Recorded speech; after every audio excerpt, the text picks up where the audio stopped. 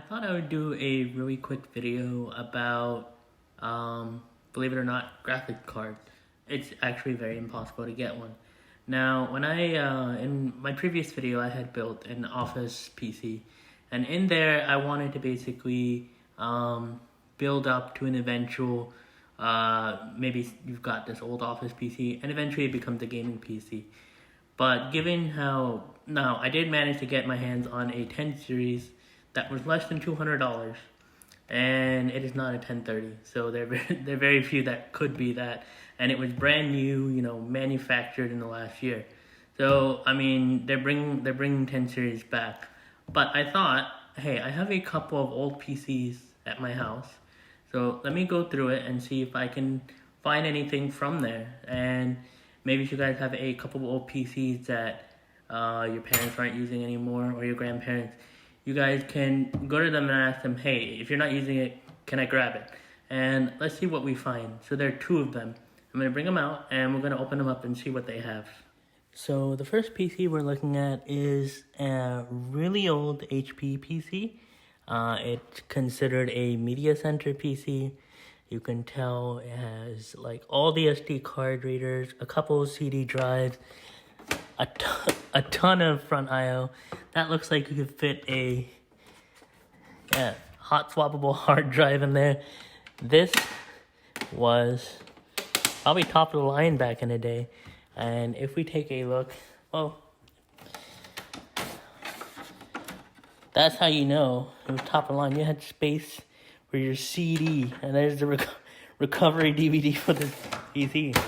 But yeah, lots of ventilation, and of course we have the rear fan right about here. And in terms of rear I/O, we have, this looks like the graphics card here.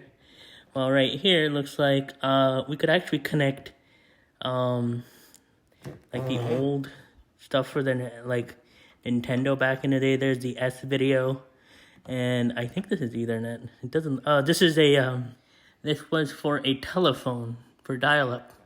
So you would connect your dial-up directly to this. So it probably has a modem inside. Yeah, these are, I don't know how old this is.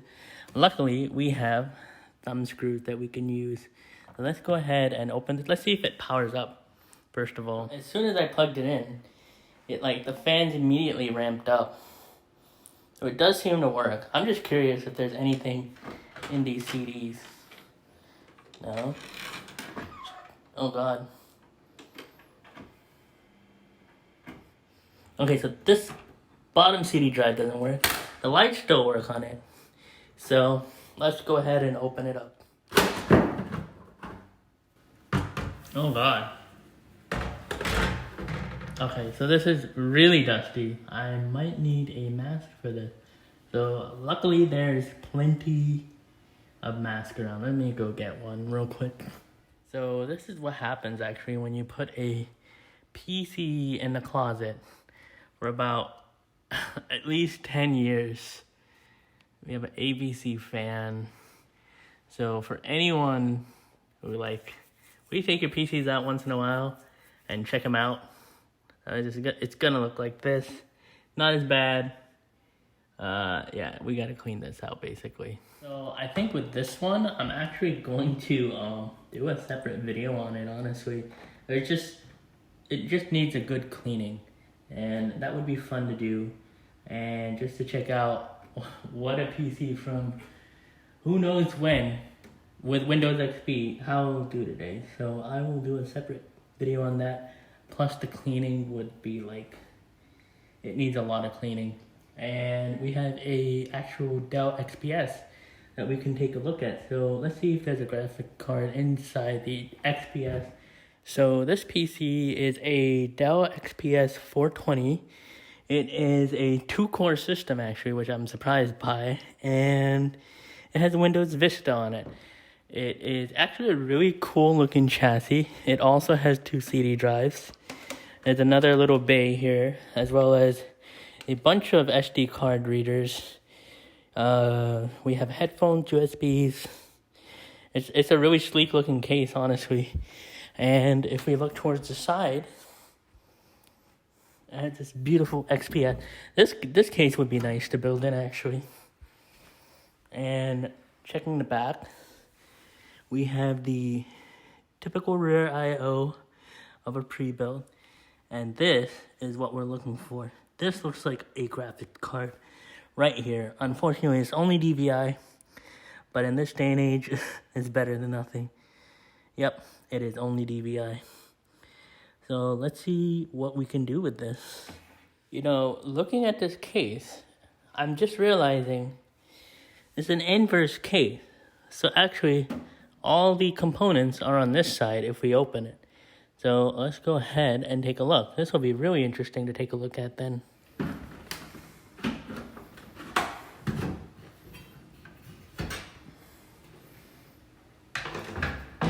So inside, cable management is not as good as I thought it would be. There's a giant cooler here. That looks like the card over here. It's a blower style. Yeah, these are the ones with the DVI. So there he is. There's the graphics card with the Nvidia symbol on it. So let's go ahead and get this thing out. So after a lot of fiddling, I figured out all you have to do to take it out is just squeeze these two. You do not have to remove this. You can if you never want to lock this, but it has a pretty interesting locking mechanism, which I never knew about. So now we can actually take out the graphics card, which does, if you take a look, I will show you when it comes out because it's too dark in there. So let's take a look. Let's go ahead and grab the card out. So we finally got the graphics card out, and it looks like it does require a 6-pin, believe it or not, which I wasn't expecting. I'm not sure which one it is. It does look cool. It is going to slot in like that. Very cool back. Very cool PCB, I mean. Yeah, this thing's going to look pretty cool. I wonder what it is. Hopefully I have a DVI slot, so I can go ahead and take full advantage of the graphics. Okay, since this does only use DVI, I did manage to grab a, hopefully, DVI cable. Not exactly the same, but it seems to fit. So we'll give that a try. Hopefully the monitor I have downstairs is also DVI. I have another older monitor downstairs, so hopefully that will work too. I also managed to grab this box, which has some thermal paste in it. I'm not just going to walk around with the tube, I'm taking the whole box.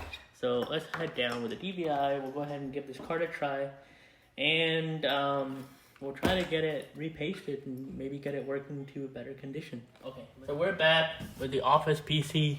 We have our graphics card. We'll go ahead and put this in and see what it is and see if it runs before we go through the hassle of trying to repaste it if it doesn't work. Or maybe it's good out of the box. We'll see.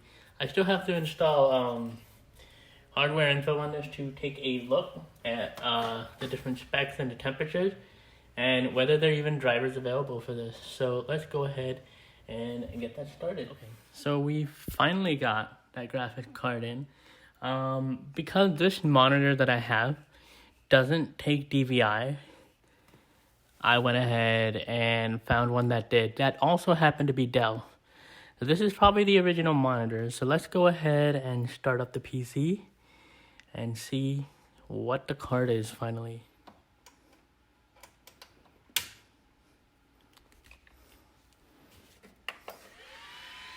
Wow, that is a very, very loud card. Oh my gosh. Okay, so which one will actually boot first? Now let's figure out what the mystery card is. We don't know what the card is. It is working. It is powered on. Maybe if we just go to update. Check for updates. Okay, so it is a GeForce 8800 GT. And so the 10 series I have is a 1050 Ti. So we can't install because other updates are, alright, go ahead, give it a try again. We'll go ahead and get that update going real quick. So after installing the updates, does it recognize it? It does not yet. But this is new, 3D Vision Photo Viewer. Amazing. The graphics card came with bloatware. I haven't seen this in years. Okay, so let's go ahead and just do another update, I guess. Okay, so that driver didn't work, so we're gonna go ahead and try GeForce Experience and see how that'll do instead of the typical driver, because it's not supported for Windows 10. So now we can see we're finally getting our driver through GeForce Experience. So if you have Windows 10, you might as well just go ahead and download this right away, just so you can get your drivers if you have a really old card like this one. Also, at this point, it is still not detected inside the system, so we'll wait for that. Well, that's never good. Okay, well, it works, obviously. The screen works. It from time to time blinks, like goes blank and comes back on. But we'll go ahead and give the installation another try. Okay, so it's day 2 for the 8800 GT. And a couple of things. I had a lot of trouble trying to update the driver to the latest one.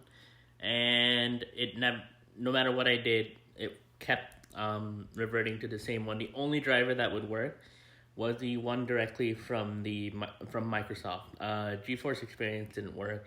I can't get the control panel to show up, but the GPU does work. It just doesn't show up in the task manager, but it does show up in the device manager, which is all we need. I can get the temperature readings off it, which is good. So let's take a look at what I've done so far. So in terms of benchmarks, we're only going to do a couple of them. I did run PC Mark 10. It doesn't run Firestrike when you do any 3D Mark, because OpenCL 4.3 does not work on this. So in terms of gaming, I think we're just going to go simple. We're going to go League of Legends, Counter. So we opened up MSI Afterburner, and as you can see, just at idle with like nothing really running, we're at 68C. It luckily recognizes it. This is the driver model and driver version, sorry. And even before I get into a game, it might need some repasting. But we're going to go ahead and just get into a game of League and see how hot this GPU can actually run. So let's get started with that. So while the game is loading, we're sitting at 70 degrees Celsius in the load screen. So, and alright, we just loaded up. We are rapid. Oh, GPS is good. It's playable. It's dropping pretty fast. So this is a 60 hertz monitor. It wouldn't make sense for a monitor like this. You would just end up locking the FPS. I did turn the quality settings all the way up, which we'll do right now just so you guys have a sense to see where we're at. Yep, there you go. Very high, everything. And what I'm actually going to do, I'm actually going to wait for VSync, and that might help with the temperatures a bit. There you go. Now we're down to 60. And temperature is dropping, so I'm going to play it for about one game and see where it takes us. As we're approaching the end of the game, we're sitting at about 91, 92C. We are starting to throttle below 60 FPS. But can repasting the 8800 GT give us better results? Let's see.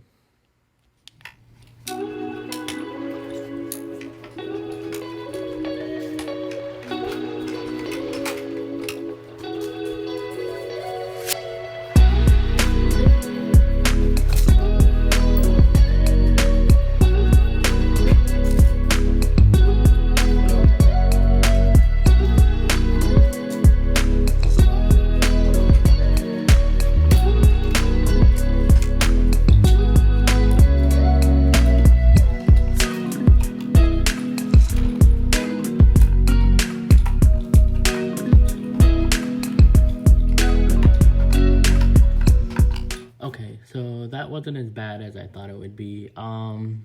It was pretty simple. There was just one wire to connect a single fan, and it had a lot of thermal paste on the copper plate actually, but the die was very small for the GPU. So let's go ahead and plug it in and see how it works and whether it still runs. And hopefully it won't idle at 70C anymore. Okay, so moment of truth. Let's see if it turns back on and displays anything. Well, I hear the fan running, which is a good thing. And as for the monitor, it does work. That's good. So starting MSI Afterburner, let's go ahead and see where we are in terms of just idle temperature now. Wow, 48C. Okay, that's good. Thanks, River Statistics. Yeah, let's get in game and see if we can get good gaming temps now from 92C. Okay, so in the loading menu, we are up to 59C. I don't know if that's a good thing or bad thing, but we'll see how it does in gaming. Again, we are locked to 60 FPS max settings, so it is climbing, but hopefully we won't hit that 92 by the end of the game. So I will see you closer to the end of the game. So at the game wrapped up, we were sitting at about 92 still, which kind of sucks. But so the repasting didn't really change much. It kind of took a little bit longer to hit the max of 92, and remember we were locking the frame rate at 60 FPS to kind of keep it within, like, essentially we enabled VSync. So it didn't work in this case. Maybe I would need to get a bunch of little thermal pads to put on the memory, and maybe that would help. But in general, this GPU is actually runs on par with the Intel Ultra HD 630, the built-in, essentially, integrated GPU. So in this case, it doesn't really make sense, at least for the Pentium G6600. But if you do have one of those F-SKU CPUs from Intel or for AMD, most of their, essentially their non-G CPUs. Anyway, if you don't have a graphics card and you can't run from the onboard graphics, then this might be one of your only options. You're probably not going to be gaming on it. You're probably just going to be using it like as a daily drive for, like, it's essentially a giant Chrome desktop or like light workloads, Zoom, stuff like that. And it's not really made for gaming, but it's an option for you if you can go ahead and find one of your older GPUs lying around, once again, in your parents' or your grandparents' house, and they don't use the computer anymore. Always make sure you ask them that. This is a good option for you to just go ahead and swap it in. If you can't find the drivers like I did use the driver removal software. It's called DDU. That didn't really help for me, but it kept failing whether I used legacy software or through the GeForce Experience. It would not update, but Windows Update did manage to put some drivers on it, which is good. But yeah, so this was not kind of how I wanted the video to go, but it is what it is at the end. And yeah, I hope you guys enjoyed the video, whether or not it was the way it was supposed to come out. That's all right. But I hope you guys have a good one. Take care. Have a good one.